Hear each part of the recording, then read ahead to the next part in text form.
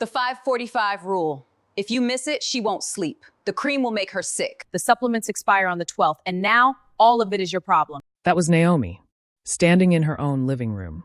Still, composed, in absolute control, speaking to the woman who thought she had just taken her place, her house, and her husband, and had no idea what any of it actually cost. You want this life, the house, the family, the role. You're sure? I already have it. Only 15 minutes earlier, things had looked very different. The living room didn't smell like home anymore. It smelled like a new candle, something floral and aggressive, that Vanessa had placed on the coffee table that morning. The kind of scent a person chooses when they want everyone to know something has changed. Naomi sat on the edge of the sofa, spine straight, face still. Not the stillness of someone holding something in. The stillness of someone who has already let everything go. Across from her sat Daniel. Weekend shirt. The blue one. He had the energy of a man who had rehearsed a speech so many times he no longer heard the words. The kind of confidence only a person carries when they believe someone else will always catch what they drop. Next to him, pressed against his arm, was Vanessa, 29. Hair in perfect waves. A smile she had been wearing all morning like a dress she wanted everyone to notice. Her eyes kept moving around the room. The furniture. The windows. The kitchen through the doorway. She was cataloging everything she was about to own. "You've become exhausting, Naomi," Daniel said. His voice dropped into that smooth, dismissive register. "Always tired. Always busy. Always somewhere with my mother. Vanessa actually makes me feel alive again. I want a divorce." Vanessa squeezed his arm. "Finally," she whispered. Not quietly enough. "The house, the man, the life." Naomi looked at her. Then at Daniel. "You don't have to make this difficult," Daniel continued. "We both know this marriage has been over for a while." "Honest," Naomi said. Her voice was a calm, quiet hum. "That's a new word for you, Daniel. Don't start." "I'm not starting anything. You're the one ending it." Vanessa looked up from her phone.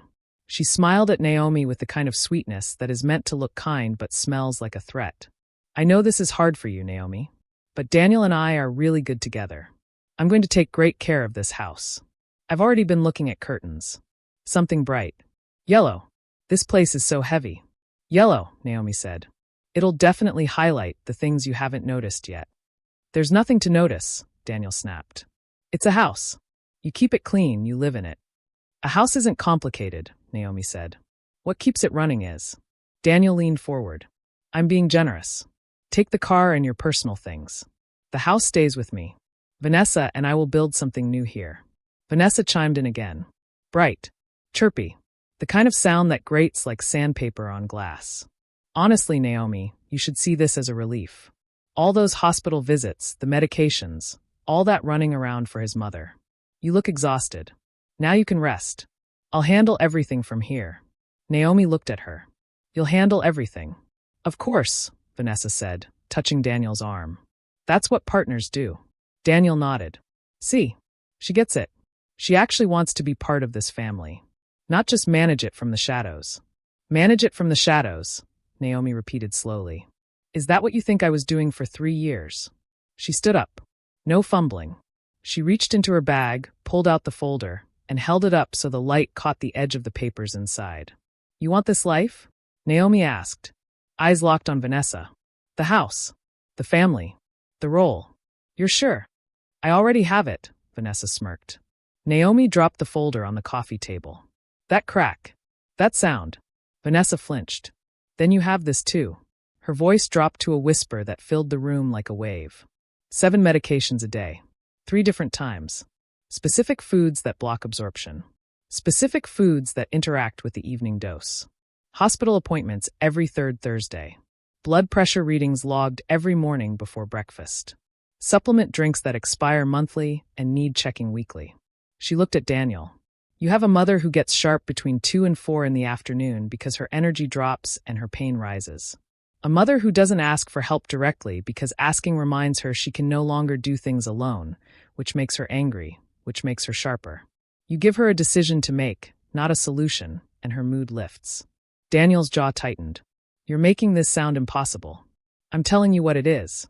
You'd know this already if you'd ever stayed past 40 minutes." She reached into the folder, pulled out a single sheet. The medication chart. Handwritten in 3 colors. Blue for morning, red for afternoon, green for evening. Every entry with a time, a dosage, and a note. She held it up. I made this in the first month. Sat at the kitchen table with your mother's medical file and went through every medication one by one. Cross-referenced every dietary restriction. Wrote it in 3 colors so nothing could be confused. Laminated it myself. She set it on the table. It goes on the refrigerator. That's where your mother looks for it. If it's not there, she knows something is wrong. Vanessa stared at the chart. The colors. The tiny notes in the margins. The food list, Naomi continued, pulling another sheet. What she can eat. What she can't. Cream interacts with the afternoon medication. Too much potassium interferes with the morning one. The oats have to be slow-cooked, not instant, because instant spikes her blood sugar, which triggers a reaction with the evening dose. The banana is half a banana, not a whole one. Another sheet. The appointment schedule. Next 6 months. The doctor's direct line. The pharmacy number. The name of the pharmacist who knows her file. She looked at Daniel. Your business is booming, right? That's what you told Vanessa. My business is fine, Daniel said. But his voice had lost its smoothness. Your mother's care was funded by my salary for the last 2 years. The supplements. The diet items. The transport. The extra sessions. I paid for all of it because every time I brought it up, you said the business was handling it. And the business was not handling it. Daniel opened his mouth. Nothing came out. Naomi looked at Vanessa. Not cruel. Absolutely clear. Everything you need is in that folder. I hope your memory is better than your loyalty, Daniel. She picked up her bag and walked to the door. As if on cue, Daniel's phone vibrated. The caller ID read Mum. Naomi paused with her hand on the handle. A small, almost warm smile crossed her face. That's the follow-up call from the doctor's office. They always call on the 3rd Friday to confirm the next appointment. Your mother answers at exactly 2 o'clock because I set it up. I reminded her every month, and I called back when the office forgot. She didn't wait for a response. She stepped out. The front door closed behind her with a solid final thud. She didn't look back. She knew exactly what was coming next. And for the first time in 3 years, it wasn't her problem. She walked to her car, pulled out her phone, and sent a single text to her friend Rachel. It's done. I'm coming. She started the engine and pulled away. The trap was sprung. The care was theirs. And Naomi was untethered for the first time in her life. She had never felt lighter. Before we go any deeper, please like this video, subscribe to her drama tales, and tell us in the comments where in the world you're watching from right now. We have people joining from every corner of this earth, and we want to know where you are today. Now let's get back into the story. The front door of Helen's house resisted when Vanessa pushed it the following Saturday. The hinge had been stiff for months. Naomi had mentioned it every visit. Daniel never fixed it. Today it sounded like a warning. Helen was in her chair. 67. White hair cut short. Eyes that had never once in her life needed glasses to see through a person. She was wearing her usual cardigan and an expression that said she had already decided what she thought of the situation before it finished presenting itself. Vanessa walked in wearing a fitted dress and high heels. An outfit she thought said, respectful daughter-in-law. In the soft, unforgiving light of Helen's living room, she looked like a woman who had dressed for a different occasion entirely. She was carrying a casserole dish. Mrs. Helen, I brought you lunch. I made it myself. Chicken casserole. Daniel said you loved chicken. Helen looked at the dish. She looked at the heels. She looked at the dish again. Sit down. Vanessa sat. Helen did not touch the casserole. She looked at it the way you look at something a child has brought home from school. Acknowledging the effort while recognizing the result is not usable.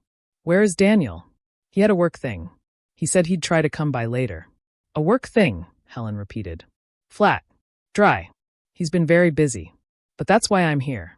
I want to help. I want us to get to know each other. Helen looked at her. The kind of look that strips every layer of confidence a person walked in wearing.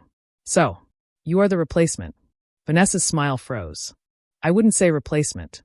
What would you say? Not a question. A wall. I'd say Daniel and I are building something new.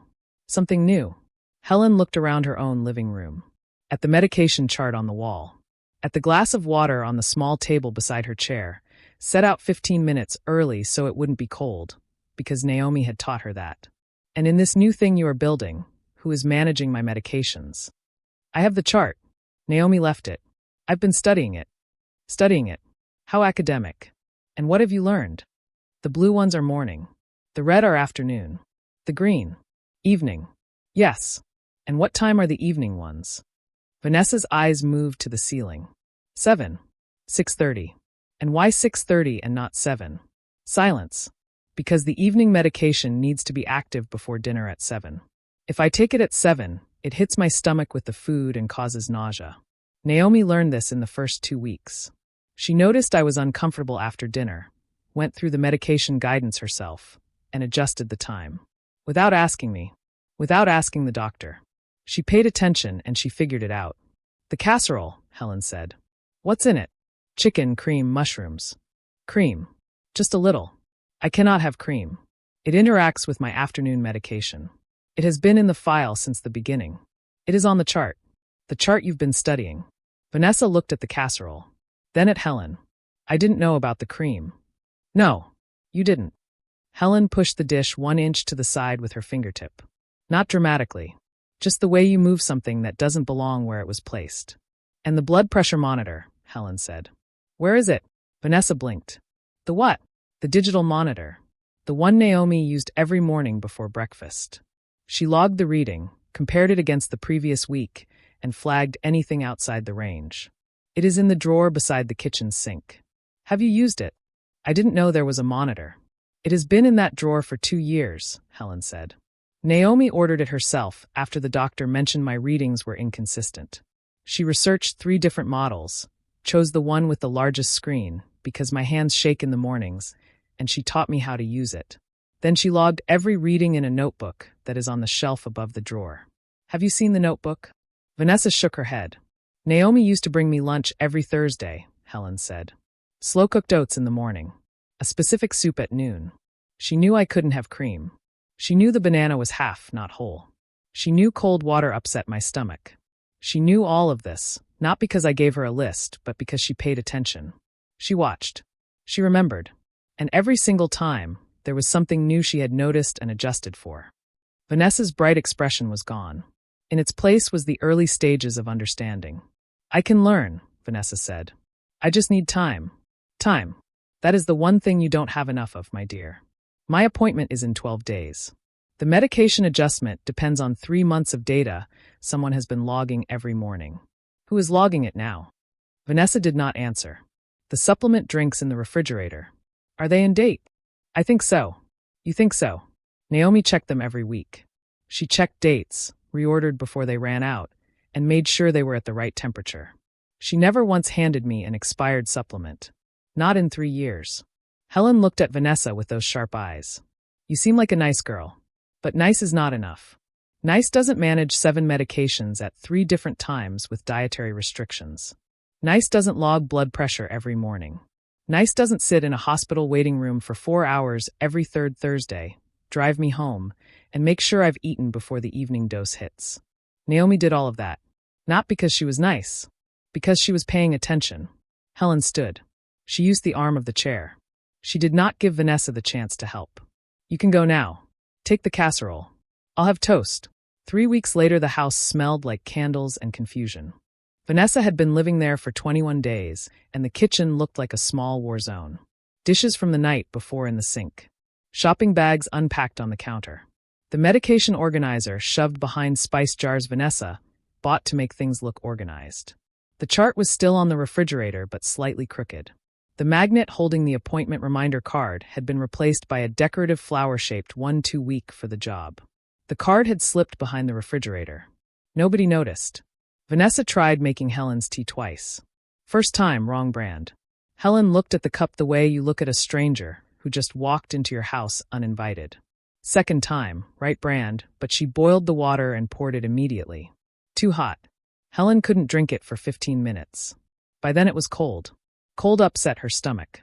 The exact thing that wasn't supposed to happen. Then came the blood pressure monitor. Helen told Vanessa where the drawer was.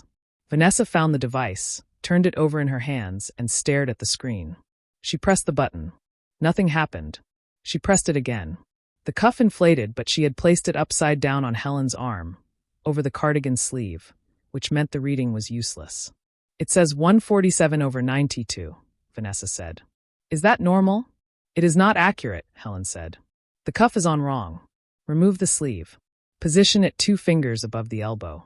Naomi could do this in 40 seconds. Vanessa tried again. The cuff slipped. She tightened it too much. Helen winced. That is too tight. Sorry, I'm just. Naomi never made it too tight. She knew exactly how far to close it because she practiced on herself first. Vanessa finally got a reading. She wrote it on the back of a grocery receipt because she couldn't find the notebook. The notebook was on the shelf above the drawer, exactly where Helen had told her. Vanessa had not looked. Then Vanessa missed the appointment. The one on the chart, on the card, on the calendar. The one Naomi had never missed in 3 years. The one where the doctor was supposed to review the medication adjustment that would shape the next 3 months of Helen's treatment. Daniel assumed Vanessa handled it. Vanessa assumed Daniel handled it. Helen sat in her house at 9:30 in the morning, fully dressed in her blue cardigan, waiting for a ride that didn't come. She called Daniel at 10. No answer. Called again at 10:15. He answered with the rushed, distracted voice of a man in the middle of something else. The appointment was at 10, Helen said. Mom, I'm so sorry, there was a mix-up. In 3 years I was never left waiting. Not once. I never sat in this chair wondering if someone was coming. I know, Mom. You do not know. If you knew, you would be here. She hung up. She sat in her chair for a long time. She thought about Naomi. The Thursdays. The slow-cooked oats. The water at the right temperature. The folder for the doctor. The way Naomi walked into the house, and within 4 minutes everything felt different. Calmer. Like a place where someone was being properly looked after. She remembered a moment she hadn't fully understood at the time. The last Thursday Naomi had come, Helen had looked at her from across the room. Naomi was wiping down the counter, checking the supplement dates, moving through the kitchen with the quiet efficiency of someone who had done this 1,000 times. Helen had watched her and felt something she couldn't name. A knowing. A weight. Naomi didn't know then that Helen was keeping a score she would never be able to settle. Helen understood now. Daniel arrived that evening. Alone. No Vanessa. He looked like a man who had been running on adrenaline for 3 weeks and was now running on nothing. Helen was at the kitchen table. In front of her was the medication chart. Unrolled. Spread flat. Beside it, a piece of paper and a pen. Sit down. Daniel sat. I've been going through this chart, Helen said, tapping it. Do you know what this is? A medication schedule. It is a map. Of 3 years. Every blue entry is a morning your wife got up before 6 to make sure I had my first pill on time. Every red entry is an afternoon she arrived with the right medication, the right food, and the right temperature water. And every green entry is an evening she made sure the room was warm before 6:30 because she noticed I got cold after the evening dose. She looked at him. There's a note at the bottom. It says, Helen gets cold easily after the evening medication. Make sure the room is warm before 7. She wrote that in the first year. She noticed something about my body that I hadn't noticed myself, and she wrote it down so she'd never forget. Have you ever read this chart, Daniel? He looked at the table. Have you ever read it? No. 3 years. She made it, filled it, maintained it, updated it, and lived by it. And you never once stood in front of it and read it. I trusted her to handle it. You trusted her to handle it. And she did. She handled it so well that you forgot it needed handling. You forgot that behind every smooth week, and every kept appointment, and every correct dosage was a woman paying attention, so you didn't have to. I was working, Mum. Building a life for this family. You were building a life on her back. And when she stopped carrying it, you didn't even notice the weight had shifted. You just found someone else to stand in the same spot, and assumed the spot was the work. She picked up the paper. I've made a list. Everything Naomi did for me in the last year alone. Not the big things. The small ones. The tea she remembered I liked from one conversation. The pillow she positioned before I sat down. The way she asked my opinion so I'd feel useful. The way she never made me feel like a burden, even on the days I was being impossible. She set it down. I was being impossible on purpose sometimes. To test whether she'd stay. She always stayed. Daniel looked at the list. Long detailed. The kind of list only written by someone who had been watching closely for a very long time.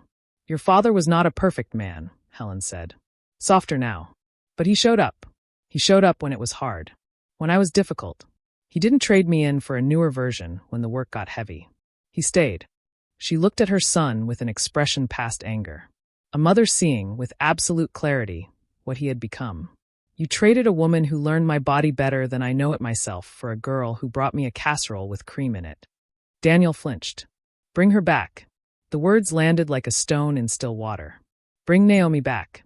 This one you have now is not built for this life. Not because she can't learn. Because she doesn't love this family. And without love, this work is just labor. And labor without love runs out. Daniel stood. His hands were shaking. Mum, Naomi is gone. I've called her. She doesn't answer. Good, Helen said. That means she finally understands her own value. She held out the chart and the list. Take these. Learn them. Every color, note, time, food, and reason. Because there is no one else coming to carry this for you. Daniel took them. The weight of what he was holding was visible in his hands. He walked out carrying 3 years of information he had never read, written by a woman he had never thanked. Vanessa was gone when he got home. A note on the kitchen counter. Short. I can't do this. I didn't sign up for a hospital. I signed up for a life. Goodbye, Daniel. The candle on the coffee table had burned to a flat pool of wax. The flower-shaped magnet was still on the refrigerator, holding nothing. Daniel stood in his living room and looked around. The house was quiet, not peaceful. The quiet of a place where the person who gave it rhythm no longer lived. He walked to the kitchen. Opened the refrigerator. The supplements on the second shelf had expired 6 days ago. He closed it. He looked at the chart. Straightened it with 2 fingers so it sat at the angle it had always sat at when Naomi was here. He read the first line. Blue. Morning. 5:45. Take with water, not cold. Wait 30 minutes before eating. He had never known it was 5:45. That the water had to be not cold. That was 30 minutes. He read every line. Blue. Red. Green. Every note in the margins. Every dietary restriction. The line about the room being warm before 7. He read it 3 times. Then he sat down on the kitchen floor with his back against the refrigerator and stayed there for a long time. 6 months later, Naomi was sitting in a chair by the window of her new apartment. Morning light came in from the east and fell across the floor in a long, slow path that reached her feet by 7. She had placed the chair there on purpose. She learned the path of the light in the first week. That was the kind of thing she did. Noticed patterns. Adjusted around them. Made things work. Adam was at the table behind her, drawing. His paper had a house, a sun, and 2 figures. One big, one small. The big one said Mommy. Her phone buzzed. Rachel. How's the morning? Naomi smiled. Quiet. Good. She sipped her tea. Exactly the right temperature. She had waited for the right amount of time. Some habits you keep not because anyone is watching, but because you are that kind of person. Her phone buzzed again. Not Rachel. Helen. Naomi looked at the name. She answered. Naomi. Helen's voice was the same. Direct. Clear. But underneath it, something Naomi recognized. A careful quality. The sound of a woman choosing words precisely because they matter. How are you, Helen? I am managing. Daniel comes twice a week now. He is learning the chart. Good. He missed the morning window 4 times in the first month. He didn't know about the 5:45. No, he wouldn't have. A pause. The aloe plant on the windowsill died. The one you watered every Thursday. Naomi closed her eyes briefly. I should have taken it with me. Yes, you should have. Silence. Not the uncomfortable kind. The kind that exists between 2 people who have spent enough time together that silence is just another form of conversation. Naomi. I want to say something, and I want to say it correctly. You know I am not skilled at this. I know. I saw what you did. All of it. Every Thursday morning. Every medication logged. Every appointment kept. Every meal cooked to specification. Every time you arrived and the whole house felt different because you were in it. I saw it while it was happening. I didn't always say so. I was not easy. I know I was not easy. But I saw it. Naomi was quiet. My son did not deserve you. I want you to know that I know this. What you gave this family was real, and it was rare, and it was seen. By me. Even when no one else was saying so. I saw you. Something moved through Naomi. Not pain. Not anger. Something warmer and older than both. The feeling of being known by someone who was hard to know, and who did not give recognition easily. Thank you, Helen. You are a good woman, Naomi. Genuinely good. That is rarer than people think. A pause. How is Adam? The shift in Helen's voice was small but real. Something opening. He's wonderful. He learned to ride his bicycle last week. Did he? He calls the courtyard his garden. Rides in circles and tells me he's exploring the whole world. Helen made a sound. The closest thing to a laugh she ever managed. That is a Naomi child. He is your way of making small things feel large. They talked for 20 minutes. About Adam. About the medication adjustment that was finally working. About a television program Helen had started watching in the evenings. About nothing important and everything important at the same time. When they said goodbye, Naomi set the phone down and looked at the window. The light had moved to her lap. The city was waking up. She picked up her tea, took a sip, turned to watch Adam draw. She didn't regret the 3 years. She had examined this carefully, turned it over from every angle. She didn't regret a single Thursday. Not the chart, not the oats, not the half banana, not the water at the right temperature. She had done all of it out of love. Real love. The kind that shows up at 5:45 in the morning and does the next right thing without being asked. That love had been hers. And nobody could take it by failing to see it. She had been the woman who held everything together. And when she let go, everything fell. Not because she wanted it to. Because that was the truth of what she had been carrying. Now she was carrying nothing but her own life. And her own life, it turned out, was more than enough. The lesson of this story lives on a refrigerator door. A piece of laminated paper. 3 colors. Handwritten by a woman at a kitchen table in the first month, because she decided a family deserved her full attention. Her name wasn't on it anywhere. But when it was taken down, the first thing an old woman noticed was the empty space where it used to be. That is the nature of invisible work. It is only visible in its absence. We live in a world that prizes the new over the steady, the exciting over the reliable. Daniel thought he was upgrading. Vanessa thought she was winning a life. And Helen, watching from her chair, understood exactly what was being lost before the people losing it knew they had it. Naomi didn't walk away with just her dignity. She walked away with the one thing nobody could take. The knowledge that she showed up. Every day. Without applause. Without thanks. Without being asked. And when she stopped, the world she had been holding up simply showed everyone what she had been doing all along. But now I want to hear from you. Have you ever been the person holding something together so quietly that the people around you forgot it needed holding? Have you ever watched someone step into your place and realize they just inherited every problem you'd been solving in silence? Drop your thoughts and your stories in the comments below. We read every single one in this community, and your experience matters here. If this story resonated with you, hit that like button and share it with someone who needs to be reminded that the quiet work is the real work. And if you haven't already, subscribe to her drama tales. We tell the stories that remind you who you are. We'll see you in the next drama.